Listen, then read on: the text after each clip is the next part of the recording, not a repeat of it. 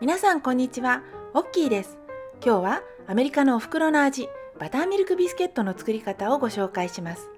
アメリカンベーキングのレシピに興味がありましたら、ぜひチャンネル登録をお願いします。では早速作っていきましょう。シンプルな材料、シンプルな作り方なのに、焼きたてのサクサクふんわりは本当に贅沢な美味しさです。材料は概要欄にも記載していますので参考になさってください。また材料の中に出てくるバターミルクは日本では手に入りにくい素材ですが、身近なもので代用することもできます。詳しくはバターミルクについての動画をぜひご覧ください。まずはバターの下準備です。アメリカではバターは大抵1パウンド 454g という単位で売られています。この箱の中にスティック状に包装されたバターが4本入っています。1スティックは 113g、 大さじ8に相当します。今日はバターを冷たい状態で使いたいのですが、この塊のままだと粉に混ぜ込むのが大変なので、あらかじめ小さく切ってから冷やしておきます。バターをカットするために包丁の刃をお湯で温めます。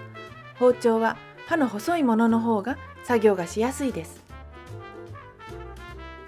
熱いお湯で温まったらカットしていきます。こうすることで包丁の刃にバターがくっつくことなくきれいに切れます。ちなみに私はいつもこうしてカットした状態のバターをケースに入れて冷蔵庫に常備しています。使いたい時に使いたい分だけさっと取り出せるので便利ですよ。カットしたバターは後で出番が来るまでまた冷蔵庫で冷やしておきます。材料を測る前にまずここでオーブンの予熱を忘れずに、そして天板にパーチメントペーパーを敷いたものを用意しておきます。小麦粉を測ります。日本で作るなら普通の薄力粉で OK です。バターミルクビスケットの本場アメリカ南部ではもともとグルテンの少なめの軽い粉を使うので、オールパーパスフラワーで作って重く感じるようでしたら軽いケーキフラワーを使ってもいいでしょう。小麦粉はよく攪拌して空気を含ませてからカップですくってさっとすり切って測ります。打ち粉のために粉を少し小さいボウルに取っておきましょう。ビスケットを抜く丸型が入る大きさのボウルにしてください。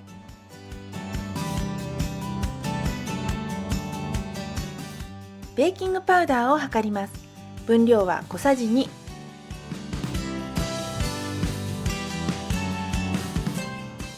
ベーキングソーダを測ります。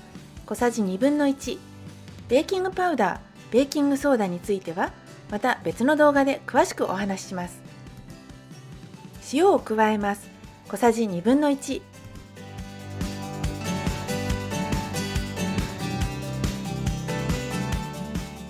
砂糖を入れます。小さじ1/2。お好みでもう少し増やしてもいいでしょう。粉類を測り終わったらペーストリーブレンダーか泡立て器でざっと混ぜておきます。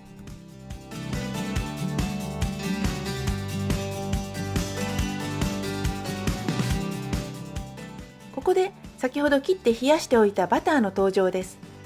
バターを粉に加えます。この冷たいバターを切り込むようにして粉に混ぜ込んでいきます。ペーストリーブレンダーはこの作業に最適な道具です。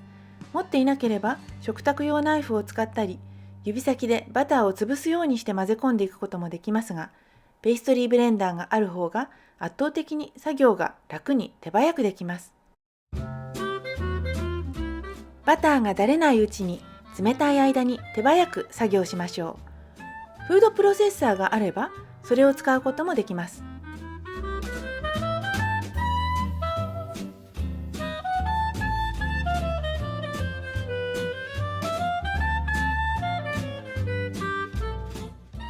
バターの粒が細かくなって粉に混ざり込んできたら OK です。サラサラとしたそぼろ状になっています。この作業で大切なのはバターが冷たいうちに完了させるということです。バターの粒は多少大小があっても構いません。後で熱いオーブンに入れた時にこのバターの粒がジュッと溶けることで粉と粉の間に空洞ができます。その空洞がサクサクとした食感を生むのです。もし作業の途中でバターがだれてきてしまったらボウルごと一旦冷蔵庫に入れて冷やしてからまた続きをやりましょう。フードプロセッサーを使う場合でもバターの粒が残りサラサラした状態で機械を止めるようにしましょう。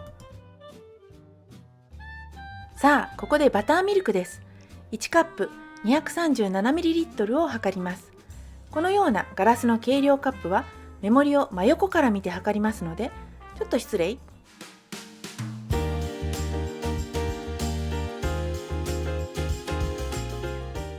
粉の中央に少しくぼみを作り、そこにバターミルクを注ぎます。いっぺんに1カップ全部入れてしまわず、生地の様子を見て足りなければ足すようにしましょう。逆に水分が多くベタベタしすぎるときは小麦粉を少しパラパラっと追加します。ヘラで練らないように優しく混ぜます。全体をまとめる感じで。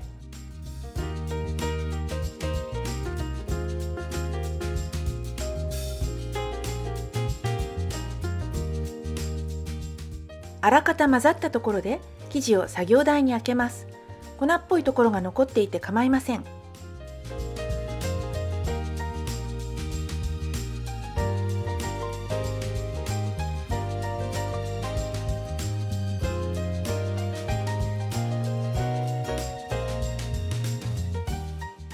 ここからはスケッパーを使って生地をまとめていきます。決して練ったりこねたりせず、折って上に重ねる感じです。これを繰り返すうちにだんだんとまとまってきます。生地を重ねることで折りパイ生地のような層ができるのです。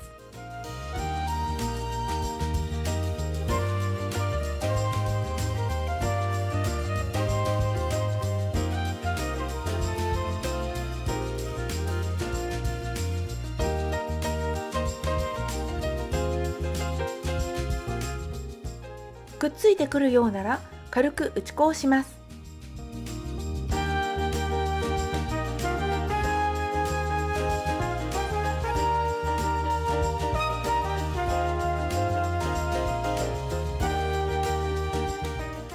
一つにまとまってきたら同じ厚みになるように整えます。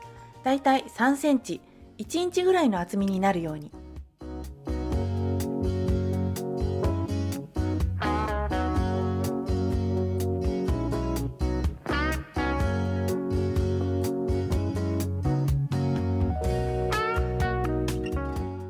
厚さが均一になったらカッターに粉をつけて上から垂直に押すようにして切ります。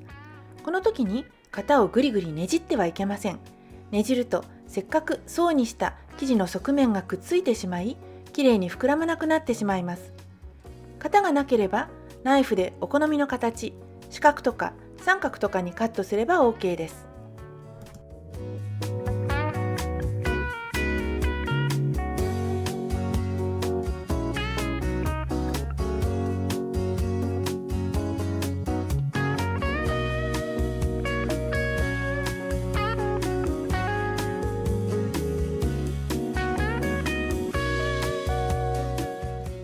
残った生地は軽く折ってまとめて使います。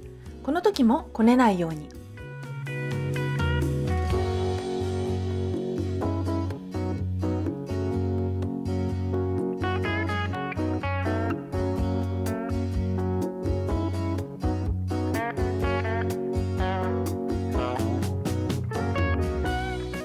最後はもう味見用なのでこんな感じです。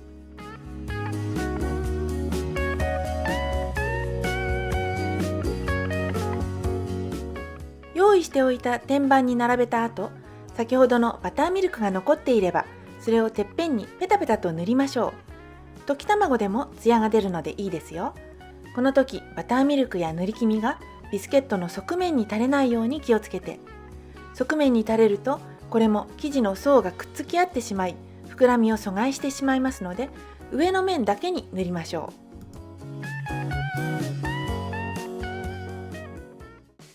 予熱しておいたオーブンで15分から20分ぐらい焼きます。さあ焼けました。お好みで溶かしバターを塗るとさらに風味も見た目も良くなります。でもこれはオプションでやらなくてもいいです。もういい香りがしてたまりません。焼きたてが一番美味しいですが、室温でもまたは冷蔵・冷凍保存しておいたものをトースターやオーブンで温め直しても美味しくいただけます。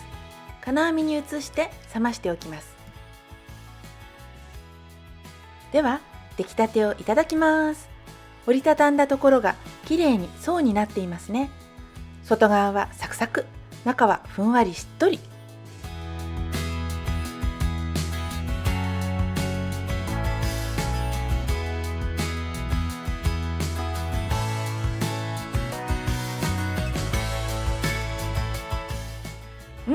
最高。程よい塩味にバターとバターミルクの風味たっぷり、本当に美味しいです。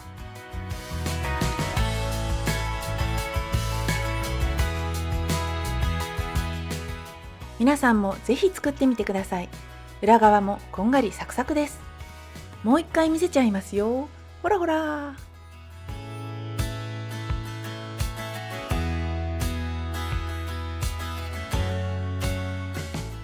シンプルな材料で作るアメリカ人にとってのおにぎりみたいなビスケット。手作りの焼きたてがどんなお店で食べるよりも一番美味しいのです。最後までご覧いただきありがとうございました。チャンネル登録、コメント、いいねボタンもどうぞよろしくお願いします。ではまたね。